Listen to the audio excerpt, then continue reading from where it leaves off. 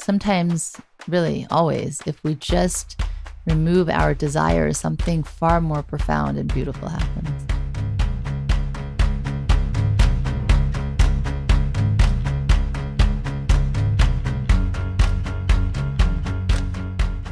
Welcome to Spiritually Hungry Summer Snacks Edition. And what kind of accent was that? I'm not sure.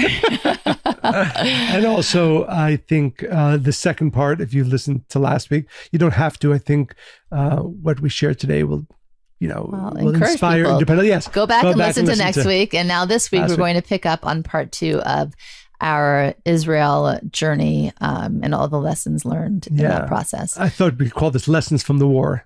That's nice. Yes. So we talked about the war zone and we talked about our experience. It was kind of crazy. We really didn't sleep for 5 days. At some point, your body's like, I don't even know. What do you want me to do? And it was hard to get back on a rhythm. I mean, luckily there's natural sleep aids. And also, I felt the responsibility as well that you don't ever want to go into a deep sleep because not only do you have to have enough time to hear. I just feel like you were worried we wouldn't hear it. It's loud. I don't know. And all of our phones. We have to wake up the kids. Yeah. And make sure that by the way, bless you. I knew that you were going to do that. So I tried to catch even 30 minutes because, by the way, we're jet lagged, right? So you were already going to bed at 2:30. And then the alarms would start around 3:30. And then you get back in bed at 4:30. And then it would go off again around 5. And then you'd go back to bed for an hour or two. And it was like that, for the most part, consistently. But so we talked about our Friday night. We talked about Saturday night, the bat mitzvah and bat mitzvah party. And then we had a wedding, which was part of this trip, this beautiful couple who, interestingly enough, they kept moving the date forward. So originally, before the trip even happened, they were supposed to get married in December, I think, this coming December or January. Then they moved it up to October. And then a week before the trip, they're like, we want to get married in Israel. So they were supposed to get married on that Tuesday, but in the north and the venue, they had their venue planned. Everything shut down, not going to happen. So, and imagine, I just want our listeners to take a moment and imagine. Yeah, this couple, by the way, most people would be devastated, would be upset, would be unhappy. They were like, we just want to get married and whatever works, we're happy to do it. And we ended up moving it to Sunday night. Well, originally there was a conversation maybe doing it Saturday night at the bat mitzvah celebration. Party. Yeah. And then they decided, no, we'll do it Sunday night. So that experience, first of all, I didn't know this couple in this way until that evening when we were standing under the chuppah. It was one of the most powerful, happiest, elevated weddings I have ever been to. Their simplicity in the most beautiful sense of that word, their trusting in the process and the creator and not being overcomplicated. They didn't overthink, they didn't judge, they didn't blame themselves, they didn't think they were worthy or not. They just wanted to come together, and the birds were singing, and we were outside in this hotel, this beautiful courtyard they had. Yeah, it was one of the most powerful weddings. And so I'll share what I shared at the beginning of the ceremony. When I said, I've had the merit to officiate at hundreds of weddings, and Monica and I have. And I said, without insulting or, any other of the previous weddings that we've been to, this, I think, is certainly, if not the most powerful, one of the most powerful, because every other wedding was planned by people. I think most of us who've been married or know people who've been married, there was always a plan, and usually it went relatively to plan. In this case, they had one plan, and the creator completely changed the plan, changed the venue, changed the date. So what I said was, and I really think this is an important understanding, this is one wedding that was planned by the creator. Yeah. The venue, the time, the day planned by the creator. And if you had to choose what's a better plan, the ones that we make and the one that the creator clearly makes, obviously the ones that the creator clearly makes are perfect ones. As an aside, on Tuesday, decided to venture out. Right now, they got married on Sunday, and Tuesday they decided to venture out, and they went to the special place they were supposed to get married, which is the courtyard of the Ari, the synagogue of the Ari, which is a famous Kabbalist. And there's, for those of you who don't know, there's like a keeper at all of these locations, kind of like locks it up, opens it, manages it. And he said, look, I can't let you into the synagogue. I can just let you into the courtyard. Because this is still during the war, and you're not allowed to go to anywhere. You're not allowed to leave your home. So they're making conversation. He says, and I don't even know why he decided to tell him this. He said, I just wanted to share. There was supposed to be a wedding here today, actually. And because of the war and everything, it had to be canceled. I really wonder what happened to that couple. And she said, I am that bride. That was supposed to be me here. And I just think that that's so cool too. Like that was just full circle, that it was supposed to be as it was. Yes. The funny thing is we also made the news with this wedding. Yes. Well, there was the only wedding going on, kind of illegally. And of course, in the middle of the wedding, there was a siren again, and we all had to go down to the bomb shelter, and everybody was dancing. Continued the party down there. And singing. And somebody in the filmed bomb shelter. it, and that made the news. Yes. Yeah. By the way, you could probably watch it if you want to watch it. But I think I want to share one other thing which I was inspired by at the wedding. And I said, because again, this wedding is occurring Sunday night, when the original plan was for it to occur Tuesday night, Sunday night in Jerusalem, as opposed to Tuesday night in the north, in the Galilee. And I said, the Creator, we know that when soulmates marry, they bring light into our world, and they bring love into our world. And what I shared was that the Creator couldn't wait for that light to be revealed, and therefore he made sure that it happened a few days earlier. And so I think once again, you think about the important moments in life, we get upset. Hopefully we've learned a little bit from this journey, and hopefully a little bit less, but we're angry when our plan to get home at 2:30 is pushed off by traffic to 2:45. We're disappointed. Or the road and upset. is closed and you can't drive the way you wanted to, or an array of reasons. But imagine that the service wedding was slow at the restaurant, or they got the order wrong, or just endless list. One of the most important days of one's life, completely having to throw out the plans. And really, and this is, I think, what was the beauty and why there was so much energy, and there really was. It was both a beautiful wedding, and the energy was amazing, because the bride and groom were of the consciousness, the thought, this is perfect. Yeah. And I think, again, both what we shared last week and what we're sharing today, and it's not just about those words, but really being able to experience those words, that this is absolutely perfect. This day, this time, not the day and time we chose, having to run in the middle of the wedding to the bomb shelter and continue dancing and singing there. I have to tell you that, again, and I'm sure some of the people that I've officiated at their wedding, participated in their weddings, are listening to this podcast, and they were all amazing. They're all beautiful, but this was divine. Yeah, it was so special and beautiful, and the light experience. And I think, again, as I said, I think for our listeners, what we'd like to inspire, and ourselves as well, is that it's perfect. It's perfect. So that was the wedding. The messiness of everything is perfect. Right.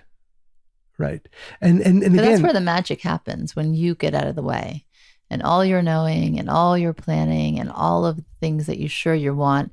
Sometimes, really always, if we just remove our desires, something far more profound and beautiful happens. Right. But it's different to know that. We speak about this a lot. We even know, but to experience it was a whole revelation, I would say. And so the next part of our journey is we decided we knew we needed to leave. We actually had we're supposed to leave on Tuesday, and everything we had planned was canceled anyway. So we decided we were going to leave on Monday. Of course, airports are closed indefinitely. So you have no idea. So you can well assume that you're not going to be flying out. So the question then was, how do you get out of Israel in the time of war, especially since there are sirens going off, every few hours? There were two main options. One is to take an hour and a half or so drive to the Jordan border, and go over the Jordan border. And in that case, right, by foot, and also the air zone above from Iran to Israel, they were flying over Jordan. So that had its own challenges. Right. And at times that airport, the Amman, was shut down. And it was only open, I think, 2 hours a day. So then some people had to sleep wherever overnight and then connecting. So that trek, even though it was an hour and a half drive from Israel, by the time you got to wherever, there were many connecting flights, and usually it was a 24 to 36 hour trek. Right. Really.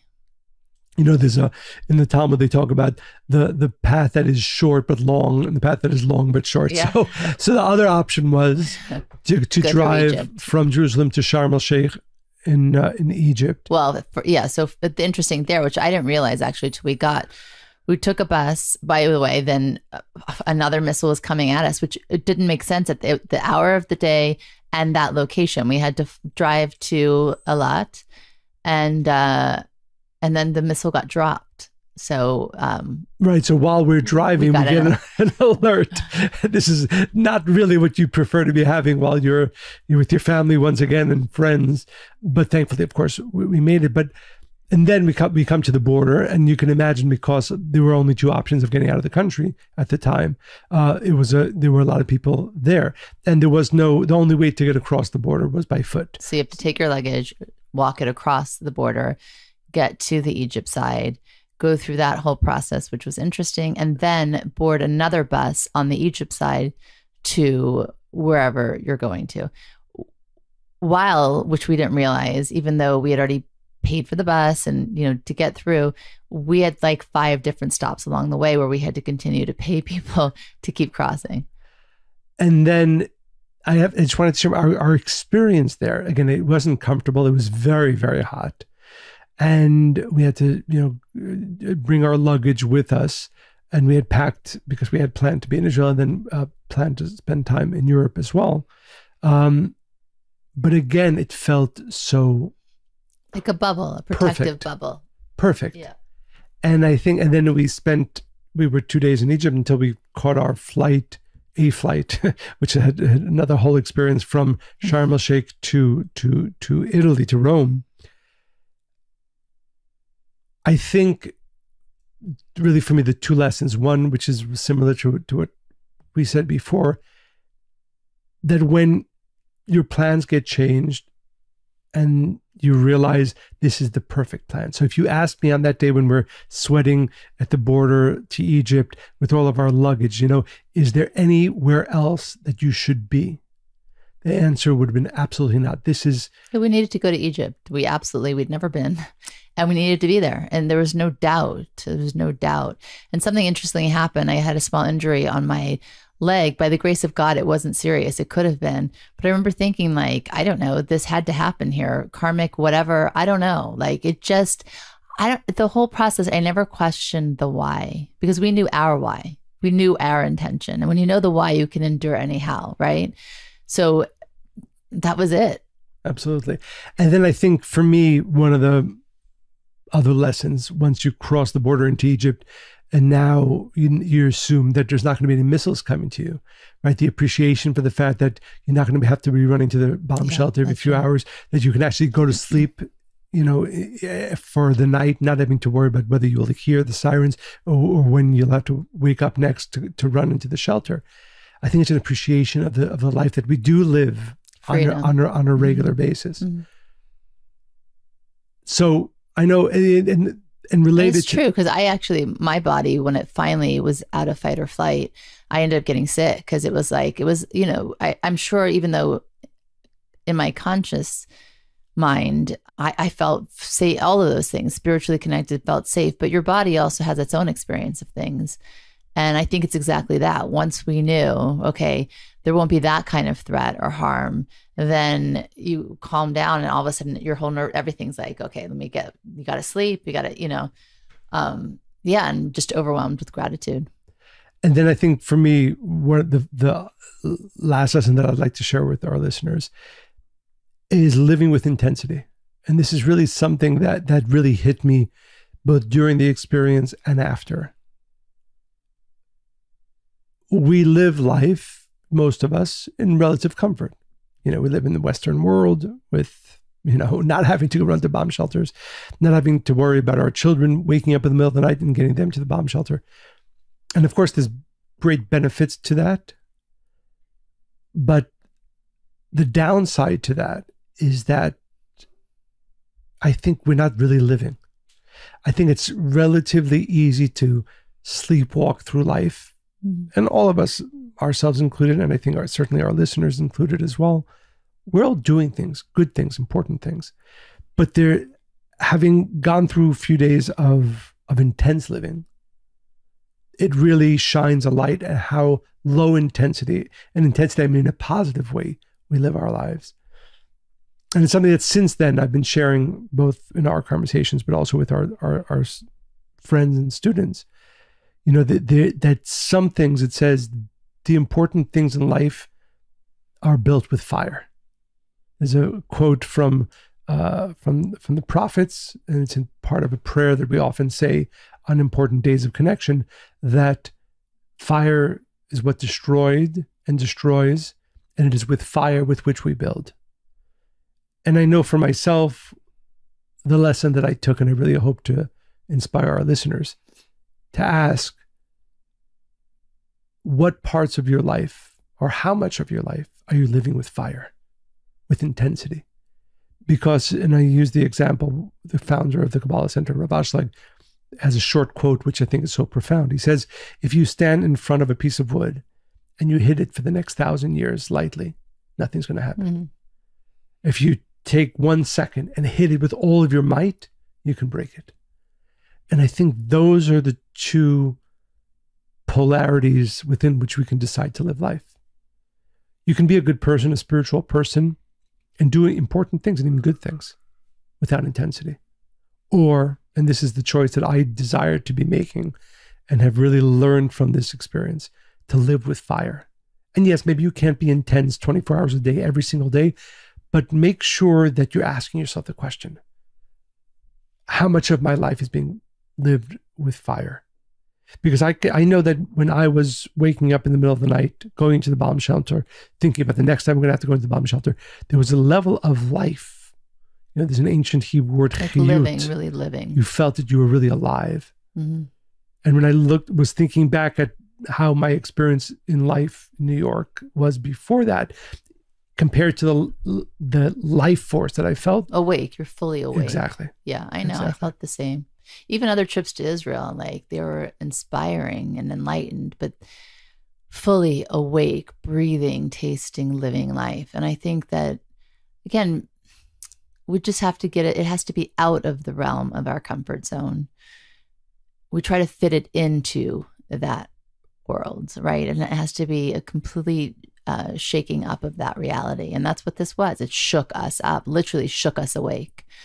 And now, of course, we don't want people to have to go through that kind of experience or trauma or whatever. But I think if we look for what is this opportunity in those moments, even where things are shaken up, and I'm still, I guess to some extent, surprised when people just go to the blaming, that like, this is happening for you. You know, there's a reason for this. And you can talk the spiritual talk all day, every day. But if in those moments where there's a shakening or an awakening, your thing is to not go internal, but to really, you know, look external, you're going to miss the point. Right, right. And I hope for our listeners that we've shared in such a way that we all, and I'm speaking to ourselves and myself as well, that we really choose the fire. Mm-hmm. And we make sure that we don't go asleep, that we don't sleepwalk through life. And sometimes you need those extreme experiences in life to remind you of what being fully alive actually feels like, so that in the rest of your life, you can at least push to live in that way. Mm-hmm. Exactly. So we hope you enjoyed our story. But as I said, more than that, these 2 episodes, I hope our lessons for more continue to inspire us and continue to inspire you, our listeners. Stay spiritually hungry.